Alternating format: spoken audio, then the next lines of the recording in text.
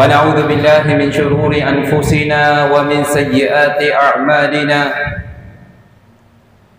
من يهده الله فلا مضل له ومن يضلل فلا هادي له أشهد أن لا إله إلا الله وحده لا شريك له وأشهد أن محمدا عبده ورسوله صلوات الله وسلامه عليه وعلى آله وأصحابه ومن تبعهم بإحسان إلى يوم الدين أما بعد.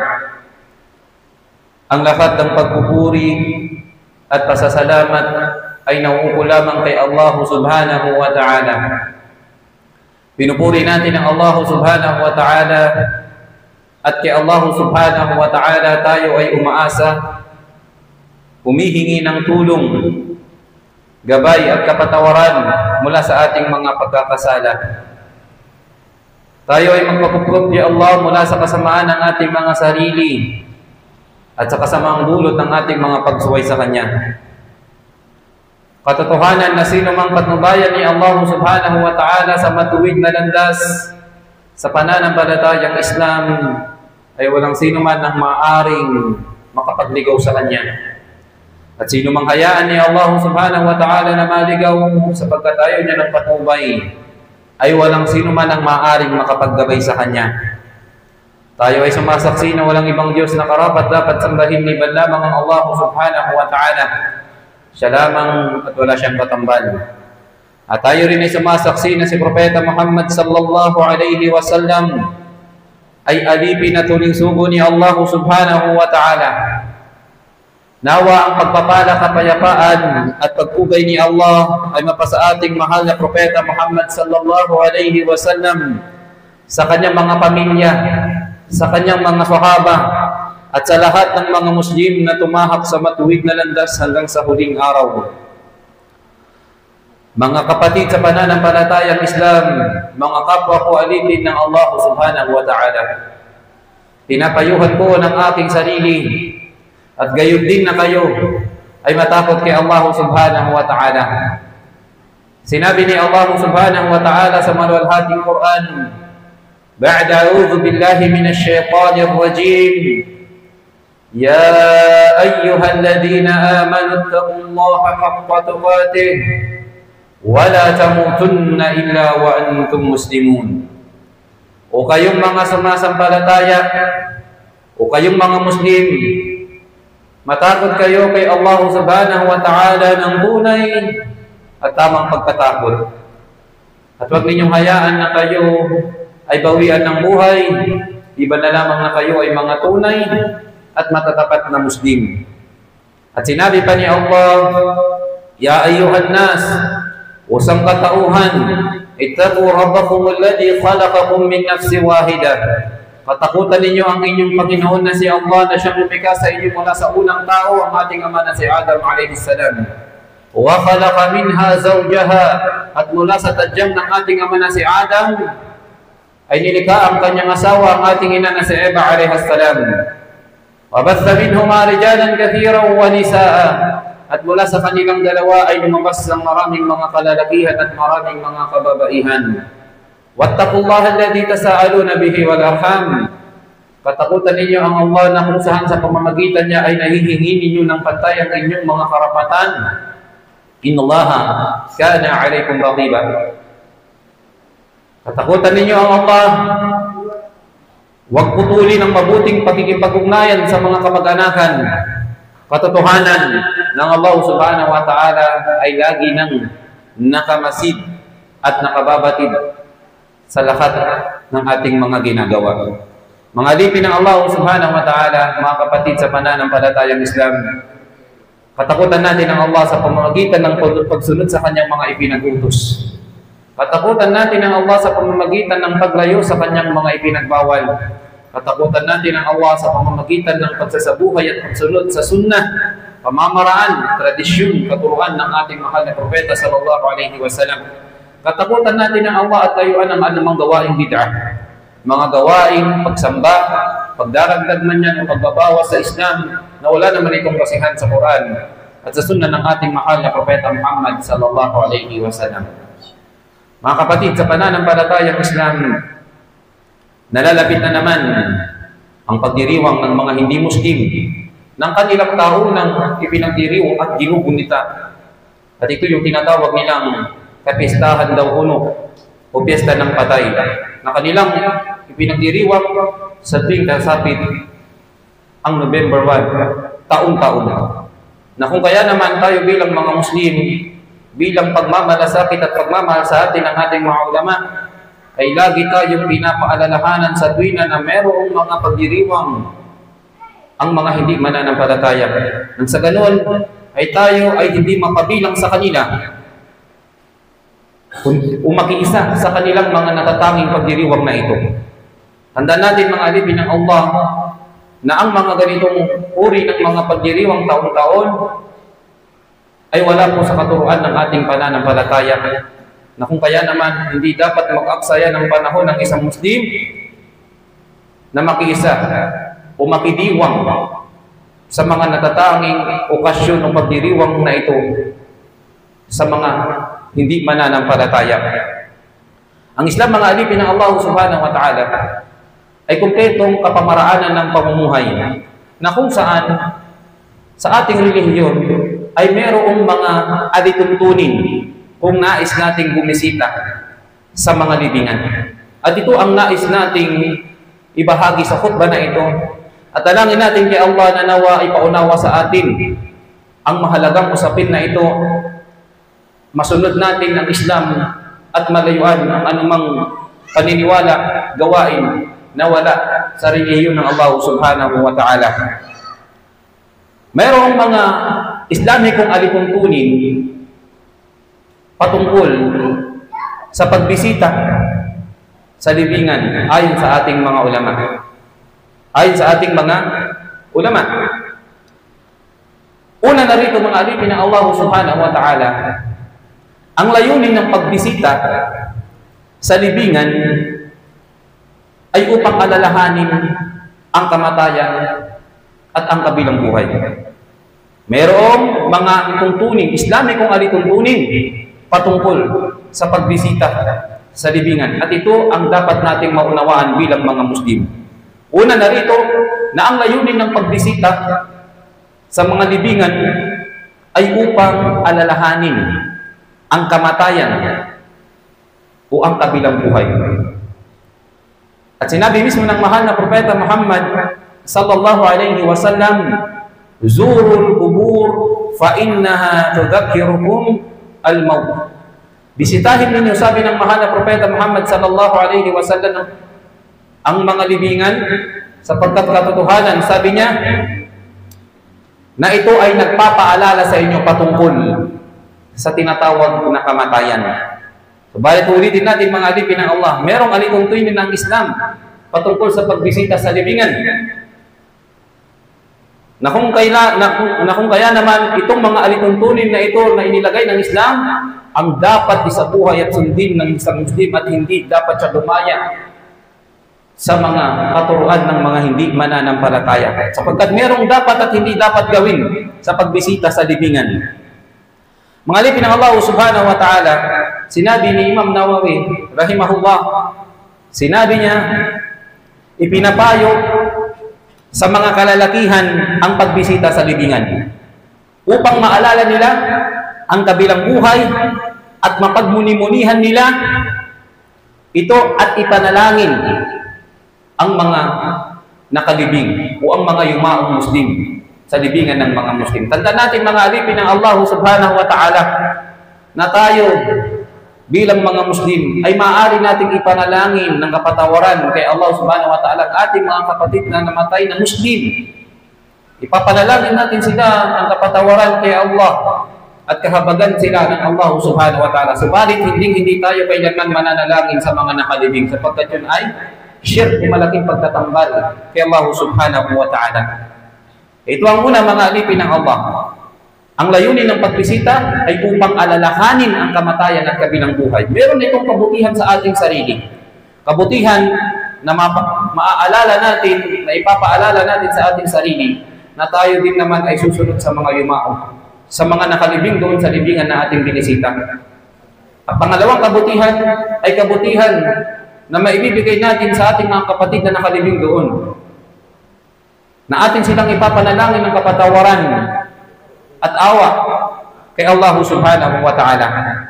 Pangalawa, mga alipin ng Allah subhanahu wa ta'ala, ay marapat nating malaman ang paraan ng pagbati sa mga namatay, sabihin na tayo pumapasok sa libingan ng ating mga kapatid. Tinuro ng Propeta Muhammad sallallahu alaihi wasallam na kapag tayo sabi niya, ay papasok sa libingan o nasa loob na ng libingan ng mga kapatid nating Muslim, ang pagbati, sinabi niya, Assalamu alaikum ahlad diyar minal mu'minina wal muslimin wa inna insha'Allah bikum dahikun nas'alullahu lana wa lakum al-afiyah. Ito yung panalangin na itinuro ni Propeta Muhammad sallallahu alaihi wasallam, na kung saan ang ibig sabihin nito, mga alipin ng Allah subhanahu wa ta'ala, ipinapanalangin o binabati natin ng mga kapatid nating Muslim na nasa libingan, kapayapaan ay sumainyo o mga nananahan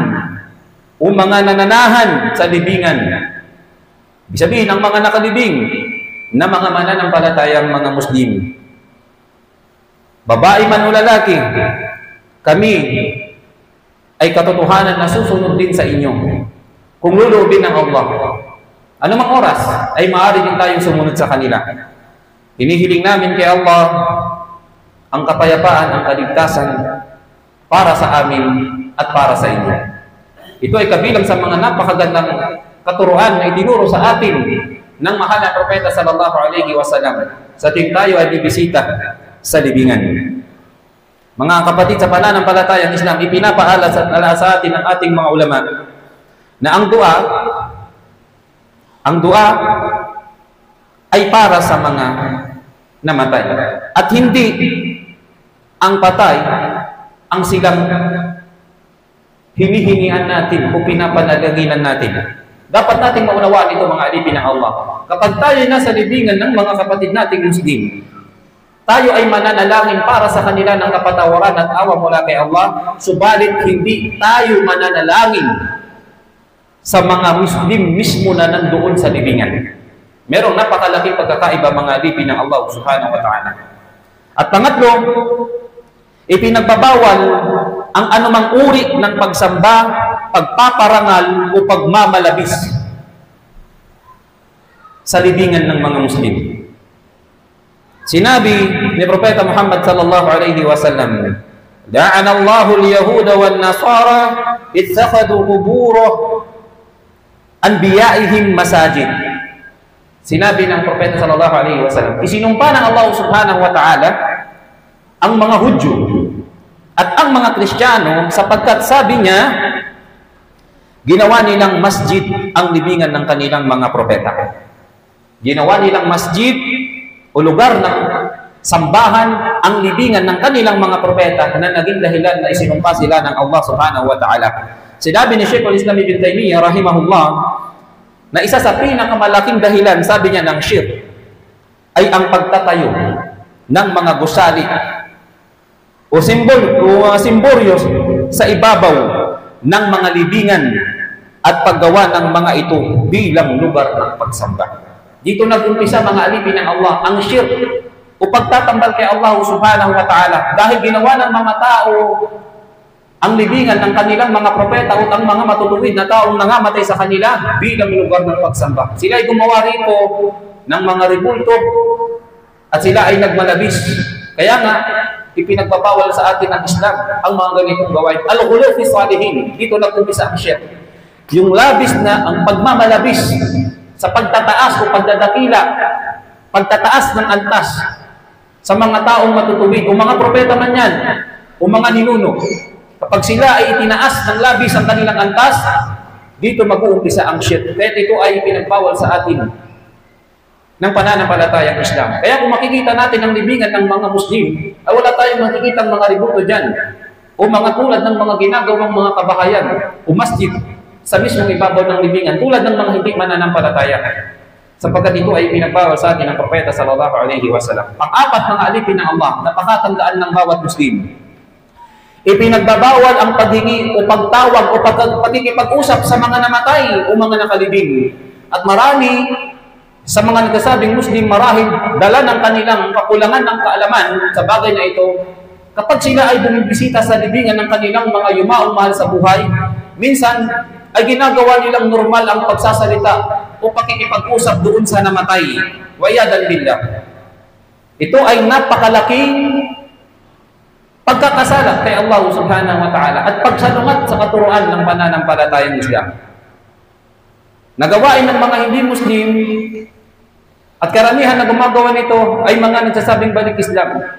Nung sila hindi pa Muslim, ginagawa ito tuwing November 1 sa tuwing bibisita sa kanilang, sa puntod ng kanilang yumaong mahal sa buhay. Kinakausap ito. Normal lang ito sa mga hindi Muslim. Na minsan, ang isang balik Islam, nadadala pa niya ito sa loob ng pananampalatayang Islam. Akala niya, okay lang ito. Subalit ito po ay napakalaking pagkakasala, mga alipin ng Allah.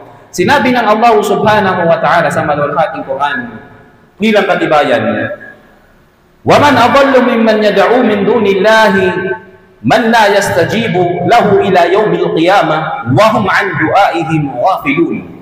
Hinggan natin, mga alipin ng Allah, ang sinabi ni Allah.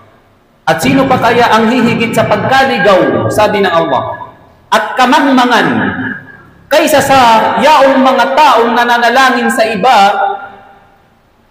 bukod sa Allah subhanahu wa ta'ala, na kailanman ay hindi matutugunan ang kanilang panalangin.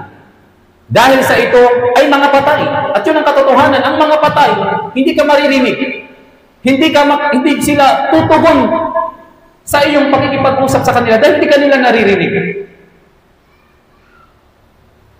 Dahil sa ito ay mga patay, o di kaya ay mga bato at mga puno at anumang katulad nito na walang kamuwang-muwang sa panalangin ng sino mang nananalangin o sumasamba rito.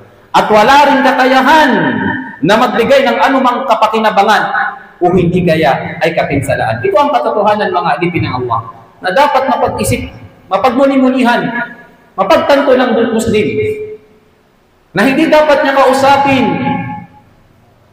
o hindi dapat siya manalangin mismo doon sa nakalibing. Hihingi siya ng gabay, patnubayan mo kami.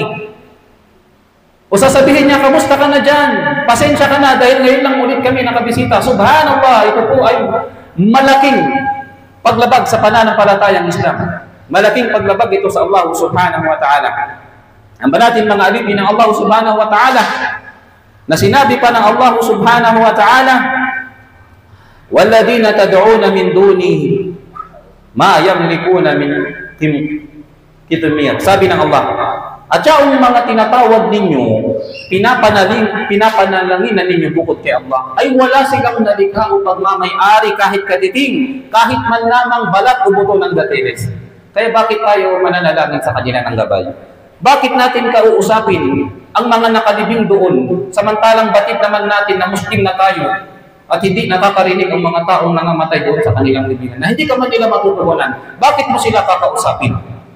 Taon-taon ito ang ginagawa ng mga kufar. So, sabit ang November 1, pupunta sila sa libingan ng kanilang mga namaya, ng mga yumao, mga mahal sa buhay, at pagkatapos kinakausap nila. Kinakausap nila ito na parang mga baliw. Ngayon batid naman nila na hindi makakatugon yung mga nangamatay doon. At isang nakakalungkot kung mismong Muslim ang gagawa nito. Kapag siya ay bibisita sa kanyang mahal sa buhay, na yumao, ay kakausapin niya rin ito doon sa mismong punto. Ito, mga kalipin ng Allah, ay dapat nating iwasan. Ngayong nakarating na sa atin ang kaalamang ito. Mga kalipin ng Allah subhanahu wa ta'ala, sabi ng ating mga ulama, kabilang narito si Sheikh Muhammad bin Abdul Wahhab, sabi niya, sa hadith ng Propeta sallallahu alaihi wasallam, sinabi ng Rasul sallallahu alaihi wasallam, ad-du'a wal ibadah. Ang panalangin ito ay pagsamba kay Allah subhanahu wa ta'ala. Kaya sino man, sabi niya, ang sino man ang manalangin o humingi ng tulong sa patay ay naglaan ng pagsamba sa iba bukod kay Allah. At ito, sabi niya, ang pinakamalaking uri ng shirk. Shirkul akbar, na kung saan ang malaking pagtatambal kay Allah, lagi nating naririnig, ang sino mang nakagawa ng malaking pagtatambal kay Allah, ang lahat ng kanyang mga gawain ay mawawalan ng saysay. Mawawalan ng gantimpala. Kahit gaano pa siya kabuti, mabubura ang lahat ng kanyang mga kabutihan. Subhanallah.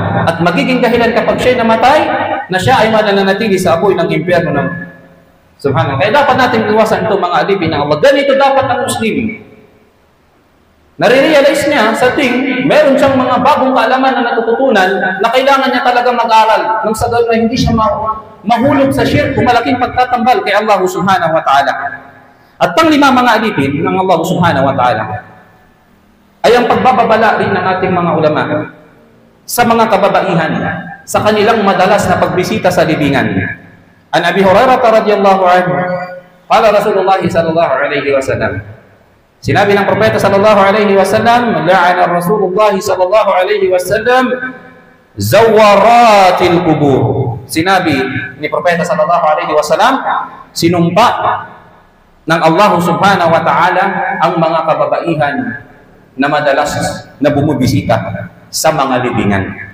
Bagamat merong khilaf o merong mga ibang opinyon ng mga ulama, nahati ang opinyon ng mga ulama, meron sa kanilang nagsasabi na maaaring bumisita ang mga kababaihang Muslim kung kanilang maiiwasan ang anumang ipinagbawal ng pananampalatayang Islam. Kung masusunod nila ang mga kondisyon na dapat layuan. Subalit ayon kay Sheikh bin Baz rahimahullah, sabi niya, ipinagbabawal sa mga kababaihan ang madalas na pagbisita sa libingan dahil sa kanilang kalambutan ng damdamin, kanilang pagiging sobrang emosyonal at posibilidad ng fitna o paglabag gaya ng pag-iyak at labis na pagdadalamhati. Alam natin na mga kaalipin na mayroong mga kababaihan na hindi nila kayang kontrolin ang kanilang emosyon, na sila ay nawawala sa kanilang sarili. Kapag sila ay umiyak na, sila ay humahabulbul.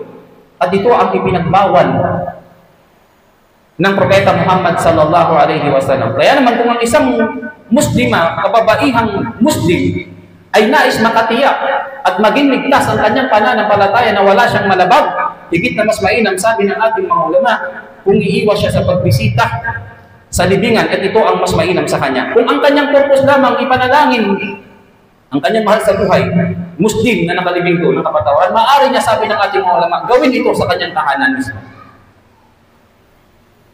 Ito ay kung siya'y masjid na nangangamba na baka sa pagpunta niya doon ay makagawa siya ng mga ipinagbawal ng mahal na Propeta Muhammad sallallahu alaihi wasallam. Barakallahu li wa lakum fil Qur'anil Karim wa nafa'ni wa iyyakum lima fihi min al-ayati wal dhikril hakim. Aqulu ma tasma'un astaghfiruhu innahu huwal ghafurur rahim.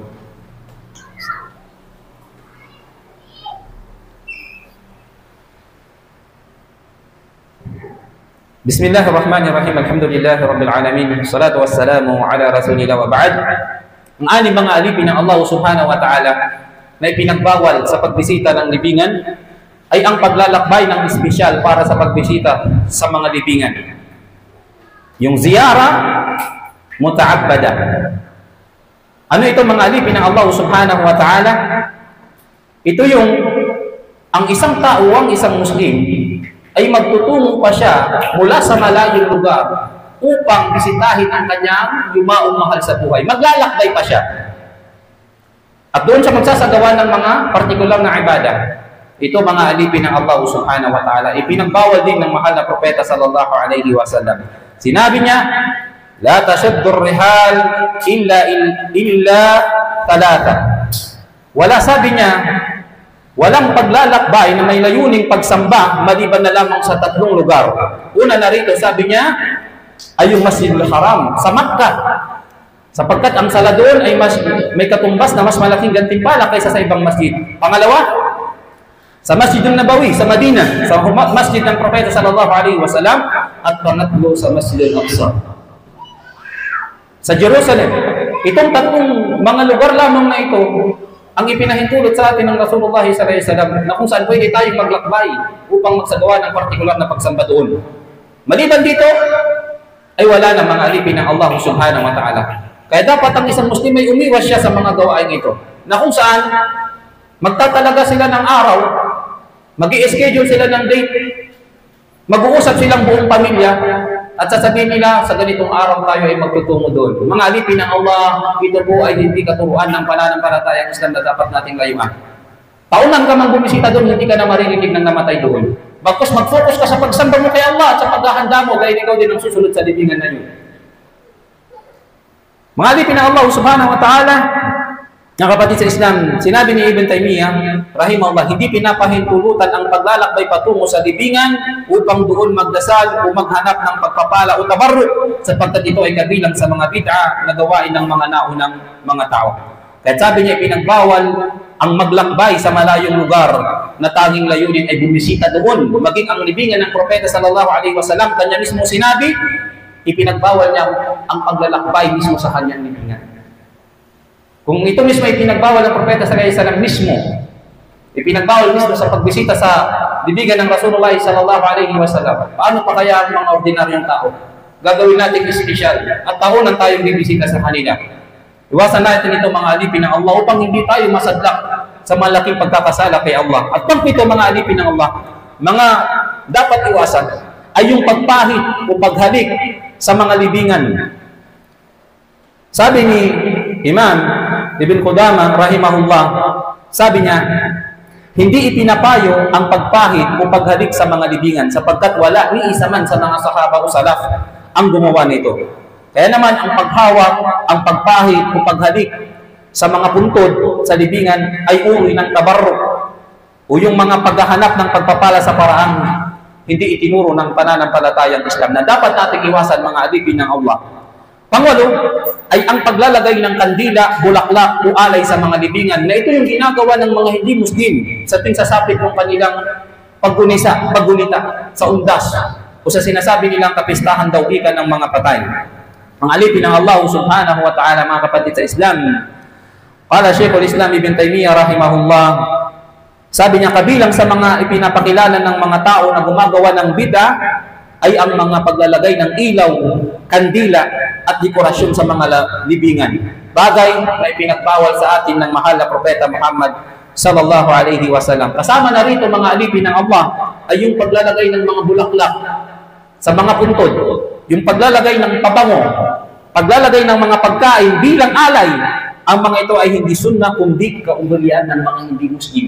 Ang sabi ng Rasul sallallahu alaihi wasallam, man tashabbaha biqaumin fa huwa minhum. Sino man ang gayahin niya ang gawain ng mga hindi mananampalataya, siya ay kabilang sa kanila. At siya ay bubuhayin ng Allah subhanahu wa ta'ala. Pag namatay siya sa ganitong kalagayan, kasama niya ang mga hindi Muslim.